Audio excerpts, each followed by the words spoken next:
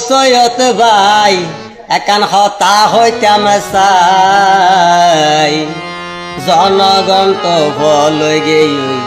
আর কামালে by ও সৈয়দ ভাই একান হতা হইতাম চাই ওরে জনগণ তো বলে গেই কামাল বাই ওরে মা বোন খালা বলে গেই কামাল বাই ওরে জনগণের কান হতা আর কামাল বাই তো যোগ্য নেতা কামাল বাইরে সারা বলে হনয় ভাই নাই ওরে কামাল বাইর সারা বলে হনয় ভাই নাই তুয়াই শিল মারিব